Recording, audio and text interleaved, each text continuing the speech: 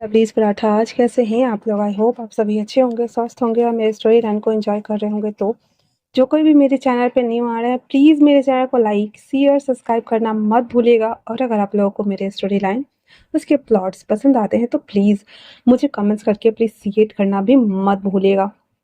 और आप लोगों को ये स्टोरी कैसी लग रही है माय मोंक हस्बैंड, मुझे कंप्लीट ज़रूर बताइएगा। तो आगे बढ़ने से पहले मैंने इसी चैनल पे मेंबरशिप ऐड ऑन किया हुआ है जो कि ओनली फॉर 30 रुपीज़ का है, जहाँ पे मैं प्योर क्लासिकल लव स्टोरी चला रही हूँ, जो कि एक हिस्टोरिकल ईरा से निकलकर मॉडर्न ईरा वाली स्टोरी है जिसकी कहानी बीच की है। तो जिन लोगों को भी क्लासिकल स्टोरीज पसंद आती हैं, थोड़ी डिफरेंट टाइप्स ऑफ स्टोरीज पसंद आती हैं, तो वो मेरे मेंबरशिप को बाय ऑन कर सकते हैं, जो कि ज़बरदस्ती नहीं है। जो लोग इंटरेस्टेड है वही खरीदें एंड देन एंजॉय कर सकते हैं। तो चलिए हम नेक्स्ट आगे बढ़ते हैं, जहाँ लास्ट पार्ट में हमने देखा था कि वांग जी विंग को बहुत टॉर्चर करता है ताकि वो अपना गुस्सा और बदला निकाल सके। वो विंग को मारना नहीं चाहता था, लेकिन लैंस सीजन ने गन में साइलेंसर लगा करके उसको मार दिया था। अब सीन पूरे शिफ्ट हो जाता है 1.5 साल बाद का, क्योंकि 6 महीने वो लोग सालंग टेम्पल में शिक्षा लेते हैं।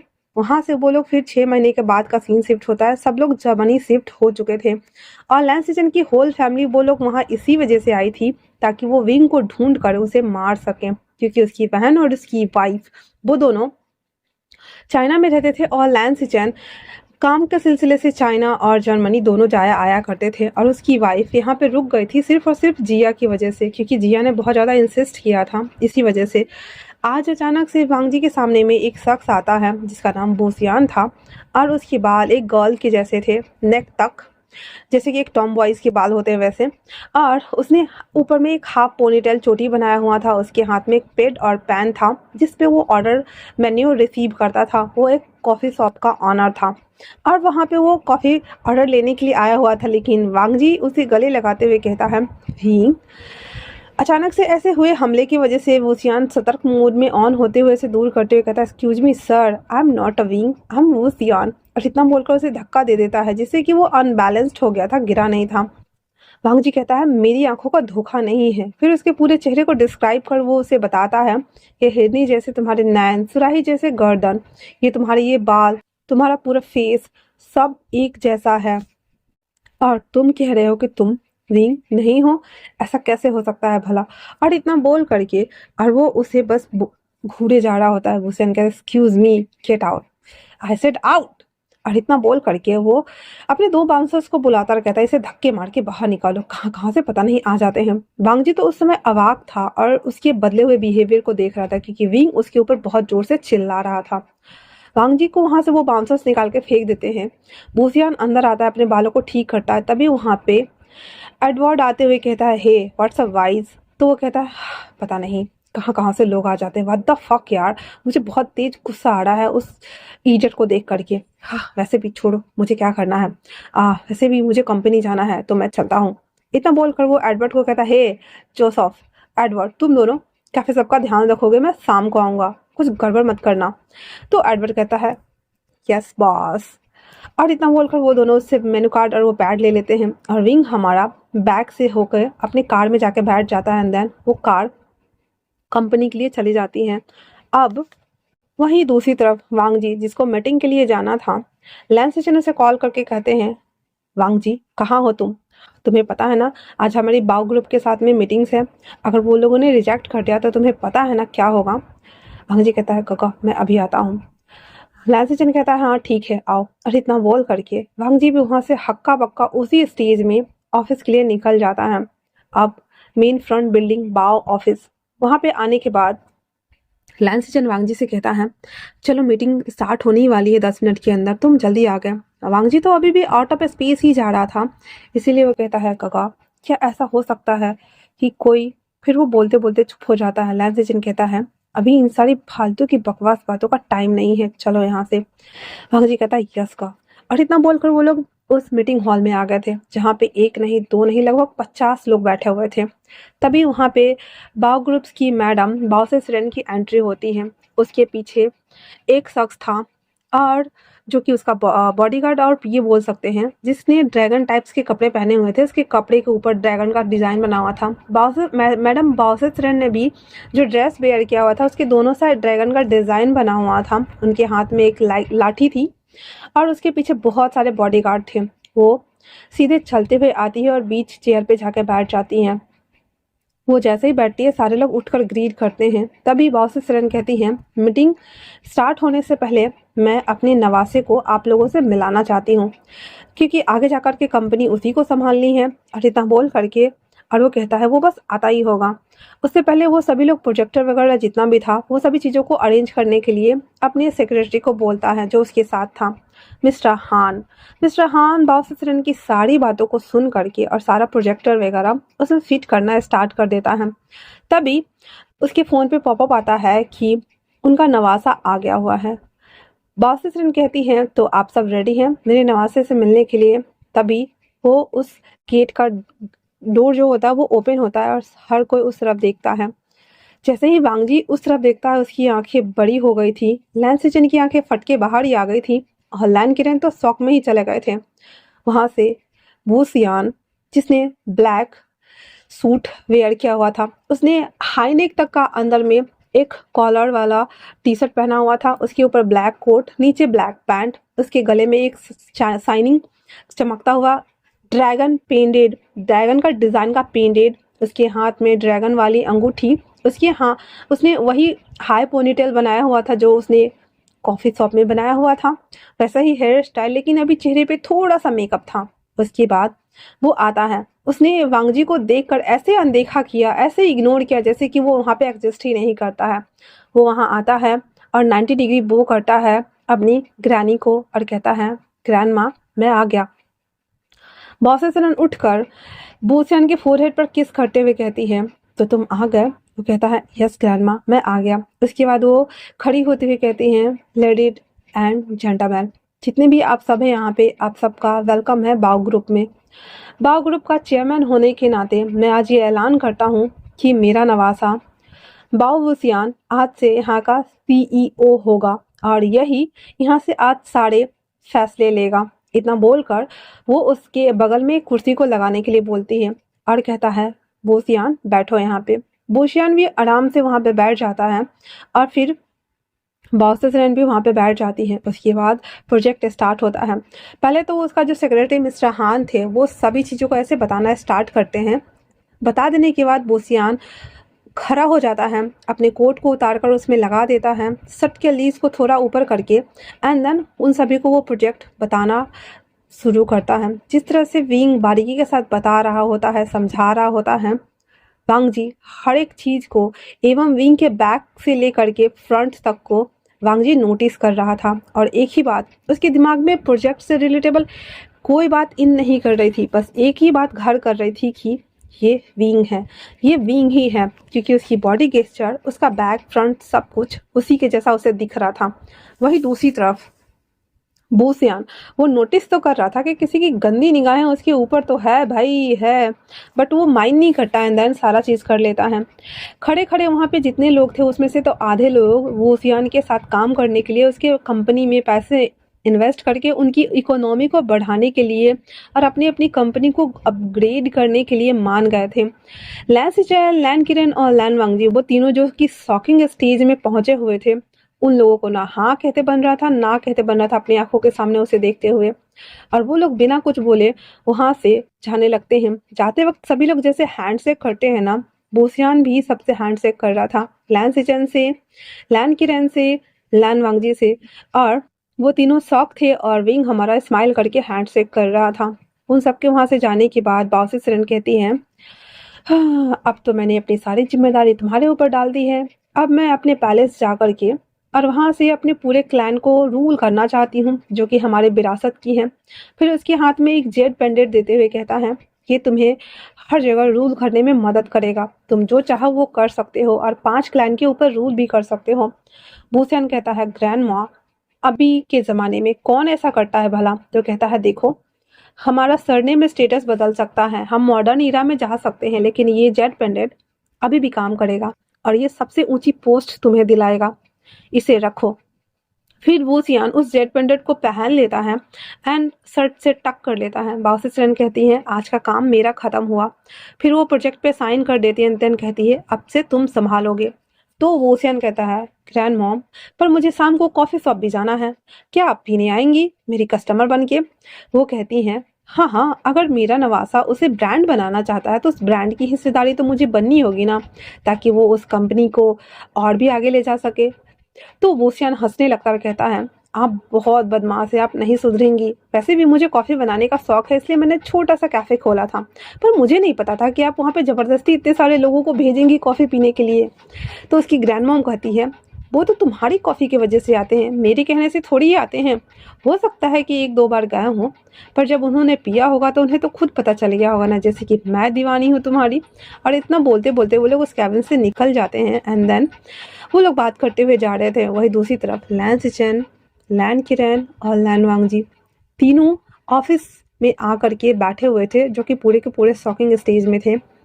वांगजी तो इतने सदमे में चला गया हुआ था कि तो 6 महीने से, मतलब 1 साल से तो वो विंग को ढूंढ ही रहा था, पर आज अचानक से विंग उसके सामने इस तरह से आया, उसे यकीन नहीं हो रहा था। और वो क्या है? बोसियान है। लैंसचन कहते हैं, वांगजी ये आंखों का धोखा है, वो मर चुका है, इसलिए उसकी बातों में मत आओ। हो सकता है कि एक सरल के वैसे भी 7 लोग होते हैं, ये दूसरा है। वांगजी कुछ भी नहीं बोलता है। लैन किरण कहते हैं, वांगजी क्या सोच रहे हो तुम? वांगजी कहता है, अंकल कगा वो विंग है। लैंसचन और अंकल कहते हैं, अगर वो विंग है तो वो दोबारा मारा जाएगा। वांगजी कहता है, डोंट, अगर किसी ने अब उसे हाथ लगाने के बारे में सोचा भी तो सबको मुझसे सामना करना होगा। और काका, मैंने ये नहीं सोचा था कि मैं उसे मार दूंगा, मैंने सोचा था कि मैं उसे सबक सिखाऊंगा, उसे अपनी गलती का एहसास कराऊंगा। और आपने क्या किया? और इतना बोलकर वो पैर पटकता वहां से चला जाता है। लैंस सिचन कहते हैं, अगर वो विंग निकला तो मैं उसे फिर से मार दूंगा वांगजी, चाहे इस बार तुम्हें मुझे अपने रास्ते से क्यों ना हटाना पड़े। अंकल कहते हैं, तो क्या आप तुम तीसरे की वजह से अपने भाई से लड़ोगे? लैंस सिचन जो कि बहुत ज्यादा गुस्से में आ गए थे और कहते हैं, हाँ, क्योंकि उसकी वजह से मेरी वाइफ की डेथ हुई है, मैंने खोया है, उसने कुछ नहीं खोया है। तो अंकल कहते हैं, भूलो मत, उसने भी खोया है जो तुमने खोया है। और इतना बोलकर अंकल जा रहे होते हैं, जाते जाते कहते हैं, लैंस सिचन किसी और वजह से अपनों के बीच में झगड़ा मत करना, इसीलिए सोच समझकर फैसला लेना और बिना बात जाने कुछ भी मत करना। इतना बोल करके और उसके अंकल वहां से चले जाते हैं। लैंस सिचन कॉल निकालते हुए लेले को कॉल करते और कहते हैं, देखो यहाँ पे बाबू सियान करके कोई आया है, उसके बारे में पूरा पता करो। वो बासुसरन का सीईओ है, सॉरी बाउस ऑफ ग्रुप्स का वो सीईओ है, और बासुसरन उसकी ग्रैंड माँ है। मुझे जानना है कि आखिर ये सब क्या माजरा है। लिली कहता है, ओके सर, मैं काम कर लूंगा। वहीं दूसरी तरफ वांगजी अपने कैबिन में आ गया था। क्रिस ने भी देखा था उसे जाते हुए। क्रिस आते हुए कहता, सर आपको पता है मैंने विंग सर को देखा अंदर जाते हुए। वांगजी उसके पास आता है और उसको पकड़ते हुए कहता, हाँ तुमने देखा ना, वो विंग था ना? कोई नहीं मान रहा है, वो था ना विंग, बोलो मुझे, वो विंग ही था ना? क्रिस कहता, सर काम डाउन, पता नहीं, लेकिन वो उनके जैसे दिख रहे थे। वांगजी कहता है, तुम सब पागल हो, मैं जानता हूँ वो विंग है। देखो मुझे नहीं पता तुम क्या करोगे, पर मुझे जानना है वो बाबूसियान कैसे बन सकता है, वो विंग है ना? क्रिस कहते, सर आप भूल रहे हैं, वो मर चुके हैं, हमारी आंखों के सामने में जलाए गए थे ना, आप सबने देखा था ना, वो मशीन में गए थे। वांगजी ये सुनकर शौक हो जाता है और कहता है, मैं नहीं मानता, ठीक है तुम जाओ यहाँ से, और हाँ मुझे सब डिटेल चाहिए, सब, और प्रोजेक्ट से रिलेटेबल जो भी काम है उसे लेकर आओ। वांगजी तो क्रिस को वहां से भगा चुका था, लेकिन वांगजी के दिमाग में सिर्फ और सिर्फ बोसियान ही चल रहा था, सिर्फ और सिर्फ बोसियान। कॉफी शॉप में जैसे उसे गले लगा, उसके बाद वो वहां पे वो सभी थिंग्स, सारी इमेज ना एक फिल्म की तरह, एक पिक्चर की तरह वांगजी के माइंड में चल रही थी। वांगजी फोकस नहीं कर पा रहा था, वो आउट ऑफ स्टेट चला गया था। शाम के टाइम में वो वापस से बिना काम खत्म किए ही क्रिस को कहता है, क्रिस मुझे ब्लैक रोज कैफे लेके चलो। कहता है, सर वहाँ क्यों जाना, वो तो बहुत छोटा सा कॉफी शॉप है, आपको वहाँ क्यों जाना है सर? वो कहता है, क्योंकि वो वहीं रहता है। वांगजी की बात सुनकर क्रिस कहता, क्या कहा आपने? कहता, हाँ वो वहीं रहता है। फिर वो दोनों कार से वहां आते हैं, वहां पे बहुत सारी कारें लगी हुई थी। जब वहां पे इतने सारे लोगों को देखते हैं तो क्रिस कहता, सर इतना सारा लोग? फिर वो देखते हैं कि वहाँ पे ज़्यादातर लोग ना बाओ इंडस्ट्रीज में काम करने वाले लोग थे। तो कहता, ओह मतलब कि वो बाओ ग्रुप के सीईओ हैं, तो इसी वजह से यहाँ पे इतनी गैदरिंग है। फिर वो दोनों उतर के अंदर आने लगते हैं जहाँ पे भाई साहब कॉफ़ी के लिए लाइन लगी थी, सिर्फ और सिर्फ बोसियान, क्योंकि बोसियान सुबह से लेकर के 10 बजे तक उस कॉफ़ी में रहता था, कॉफ़ी शॉप में। फिर वो चला जाता था और एडवर्ड और जोसेफ उसको संभालते थे। एंड देन अभी शाम के टाइम में वांग जी भी एक टेबल पे जाके बैठ जाता है और क्रिस वहाँ से वो लाइन में लग जाता है कॉफ़ी के लिए। अब 1 घंटा मशक्कत करने के बाद क्रिस को वो कॉफ़ी मिल गई थी और वो ले आकर के रख देता है। क्रिस और वो दोनों जैसे ही कॉफ़ी को पीते हैं, सच में विंग ने कॉफ़ी क्या बनाई थी यार, मतलब वाव वाली। फिर वो दोनों पी रहे होते हैं और सारे लोगों को देख रहे होते हैं, जो सब लोग वुसियन के साथ में पिक्चर क्लिक कराने के लिए मरे जा रहे थे। हर कोई कॉफ़ी ले रहा था और ची करके पिक्चर क्लिक करा रहा था। ऐसे करते हुए लगभग 2 घंटा बीत गया था। वांगजी और क्रिस चुपचाप वहां बैठ के सारे नज़ारों को देख रहे थे। रात के 7 बजने को थे, लेकिन उस शॉप पे भीड़ कम नहीं हुई थी। वांगजी न चाहते हुए भी अपने आप को वहां से हिला भी नहीं पा रहा था। अब रात के 9 बज रहे थे, लगभग आधा भीड़ खत्म होने की आई थी, लेकिन फिर भी वहाँ पे कोई कोई लोग आ रहे थे, जा रहे थे। और वांगजी ने उस कॉफ़ी को पी लिया था, लेकिन अभी भी वहाँ बैठ करके बोसियन को कॉफ़ी बनाते हुए देख रहा था। बोसियन एक वाइट कलर का स्वेटर जैसा शर्ट पहना था, जिसे उसने ऊपर तक फोल्ड किया था। उसके पोनी टेल, उसके माथे से टपकता हुआ पसीना, उसके गले में वो ड्रैगन वाला पेंडेड, हर चीज़ वांगजी चीरहरण कर रहा था उसका। बैठे बैठे हर चीज़ को नोटिस करता जा रहा था और उसे देखता जा रहा था। अब लगभग रात के 10 बजने को आए थे और जब लास्टली देखता है कि बोसियान वांगजी यहाँ से नहीं जा रहा है, उसके पास आते हुए कहता है, एक्सक्यूज़ मी सर, कॉफ़ी बंद होने का टाइम हो गया है, कैफ़े कैफ़े, तो प्लीज़ आप जा सकते हैं। इतना बोलकर वो जाने को होता है तो वांगजी उसके हैंड को पकड़ लेता है और खड़ा होते हुए कहता है, विंग। बोसियान अपनी आंखें बंद करके दांत पीसते हुए कहता है, हे मिस्टर, मैंने क्या तुम्हें सुबह में नहीं बोला था कि मैं विंग नहीं हूँ, मेरा नाम बोसियान, और तुम्हें क्या लगता है? हाँ। और इतना बोलकर विंग ना उसके ऊपर चढ़े जा रहा था। वांगजी कहता है, हे रिलैक्स। बोसियान कहता है, यहाँ से निकलो वरना मैं तुम्हारा जबड़ा तोड़ दूंगा। और इतना बोलकर उसको मारने वाला होता है तो वांगजी उसके हाथों को पकड़ लेता। भाई साहब, क्रिस तो एक बार वांगजी को देख रहा था, एक बार विंग को देख रहा था, ये क्या चल रहा है भाई। पकड़ लेता है। तभी बोसियान दूसरे हाथ से उसके मुंह पे पंच लगाते हुए कहता है, कल से अपनी सड़ी हुई शक्ल लेकर यहाँ मत आना, समझे तुम, वरना मुझसे बुरा कोई नहीं होगा। तो कहता है, बट मुझे तुमसे मिलना है। तो बोसियान कहता है, मुझे तुमसे नहीं मिलना है, इतना बोल करके और वो वहां से चला जाता है। उसके बाद वो एडवर्ड से कहता है, इन दोनों को बाहर निकाल के फेंको। एडवर्ड कहता है, सर आप जाइए यहाँ से, वरना फिर से हमें बाउंसर को बुलाने होंगे। और वो इशारा करता है बाहर वाले बाउंसर को। क्रिस कहता है, ओके ओके हम जा रहे हैं। फिर वो वांगजी को तान तून के बाहर लेके आता है तो वांगजी कहता है, तुमने देखा वो वही है ना? क्रिस कहता है, नो सर वो नहीं है, उनके तो मुंह से बोली भी नहीं निकलता था, मारना तो दूर की बात है, आपको पता है ना वो वेंचाओ से कितना डर जाया करते थे। हाँ, और आपने ही तो उसे कितनी बार बचाया है वेंचाओ से। वो कहता है, हाँ वेंचाओ, तुम उसे यहाँ यहाँ बुलाओ। कहता है, हाँ। कहता है, मैंने कहा ना उसे यहाँ बुलाओ। किस कहता है, ओके सर। हाँ, क्या क्या करना पड़ता है समझ नहीं आता है। फिर वो दोनों वहां से चले जाते हैं। अगले दिन विंग एक शोरूम में आया हुआ था कार चेक करने के लिए, और उसकी कार बाहर लगी हुई थी। वांग जी जब देखता है कि विंग वहां है तो वो उससे बात कैसे करेगा, क्योंकि बात करेगा तो झगड़ा हो जाएगा ना। इसीलिए वो अपनी कार लेता है और क्रिस को कहता है कि तुम बाहर निकलो। क्रिस कहता है, व्हाट? कहता है, मैंने कहा ना बाहर निकलो। फिर वो खुद ड्राइवर वाले सीट पे बैठ करके विंग की कार को ठोक देता है। जैसे ही चन की आवाज होती है ना शीशे टूटने की, अंदर से सारे लोग बाहर भाग के आते हैं और विंग भी आ चुका था। जैसे ही उसने वांगजी को कार के बाहर आते हुए देखा, उसका तो गुस्सा जो फूटा भाई, जो फूटा। वो सीधे आता है और वांगजी को एक पंच लगाते हुए कहता है, हे तुम अंधे हो क्या? तुम्हें दिखाई नहीं देता कि कार साइड में पार्क की हुई है और तुम इस तरह से, तुम्हारी हिम्मत कैसे है मेरे इतने महंगे कार को तोड़ने की? हाँ। तो वांगजी कहता है, उप्स सॉरी, पर गलती से टूट गया, पर अगर तुम चाहो तो मैं इसका भुगतान कर सकता हूँ, ये मेरा कार्ड ले लो। वांगजी उस कार्ड को देते हुए उसे मॉक कर रहा था। विंग उस कार्ड को लेता है एंड देन फेंकते हुए कहता, अपना ये कार्ड अपने पास ही रखो, मुझे तुम्हारे जैसे कार्ड की जरूरत नहीं है। तुम क्या भूल रहे हो कि मैं एक बिलेनियर हूँ? और तुम क्या हो? तो वांगजी कहता, मैं भी एक बिलेनियर हूँ, भले ही हो सकता है कि तुम्हारी औसतन मेरी थोड़ी कम हो, पर मैं भी तो हूँ ना। विंग कहता, एग्जैक्टली, मुझसे कम ही रहोगे, दूर रहो मेरी लाइफ से। इतना बोल करके वो उसके एक और पंच मारता है एंड देन साइड हो जाता है। वांगजी कहता है, हे मैं ऑफर कर रहा हूँ ना, अगर तुम चाहो तो मेरी कार ले जा सकते हो। विंग अपना बीच वाला उंगली दिखाते हुए कहता है सपने में। और वहां से वो दूसरा कार लेता है उस शोरूम से, एंड देन टेस्ट ड्राइव के बहाने उसे ऑफिस ही लेके चला जाता है। उसकी कार को वो लोग अंदर ले लेते हैं भाई, रिपेयरिंग करनी जो थी। भांग जी कहता है ये भी फ्लॉप हो गया। और वो दांत पीस रहा होता है। क्रिस तो सदमे में चला गया था कि इसका बॉस ये पागल वाली हरकतें क्यों कर रहा है। वहीं दूसरी तरफ अब वेंचा को सीधे जर्मनी शिफ्ट करा दिया गया था। वेंचा उसके पास आते हुए कहता मुझे क्यों बुलाया गया है सर, मैंने कुछ नहीं किया, आपने जैसा कहा था मैंने वैसा ही किया, उसके बाद तो मैं उनके पास भी नहीं गया सर। तो वो कहता है तुम्हें एक काम करनी है, तुम्हें एक शख्स के सामने जाकर उसे हैरेस करना है, सेड्यूस करना है। इसका पिक्चर दिखाते हुए कहता है। तो मेनचाओ जब देखता है तो कहता पर आपने ही तो कहा था कि मुझे विंग से दूर रहना है और मुझे उससे शादी भी नहीं करनी है और मुझे इसके बारे में सोचना छोड़ देना है। फिर आप क्यों चाहते हैं कि मैं विंग को जाकर सेड्यूस करूं? हाँ, वांग जी कहता है हे जितना कह रहा हूँ उतना करो।